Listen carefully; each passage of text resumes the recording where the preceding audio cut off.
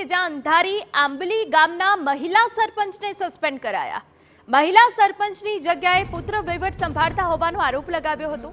મહિલા સરપંચ નિરક્ષર હોવાથી તમામ દાખલાઓમાં પુત્ર ખોટા સહી સિક્કા કરતો હોવાનો વિડીયો પણ વાયરલ થયો હતો।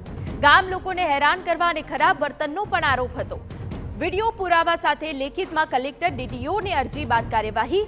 સરપંચે અદેખાઈથી સસ્પેન્ડ કરી હોવાનું કહી લૂલો બચાવ કર્યો।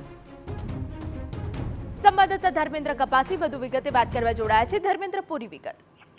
અહીંના વાત કરવામાં આવે નડિયાદ પાસે આવેલ અંધારી આંબલી નામનું ગામના સરપંચ તરીકે મહિલા સરપંચની પસંદગી ચૂંટણીની અંદર થઈ હતી।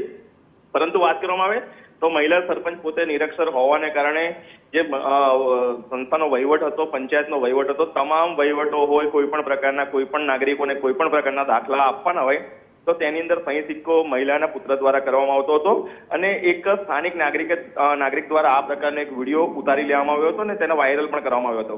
ત્યાર પછી અવારનવાર એ પ્રકારની ઘટનાઓ બની કે જે ગામના લોકો જાય છે તો સરપંચનો જે પુત્ર હતો તે તેઓને દાખલા આપીને સહી સરપંચ વતી કરી આપતો હતો।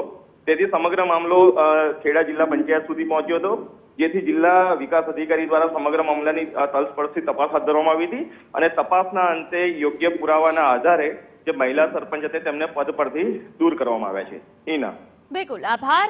તો આપને જણાવી દઈએ કે જ્યાં આંબલી ગામના મહિલા સરપંચને સસ્પેન્ડ કરાયા હોવાની અહીંયા વિગતો મળી રહી છે।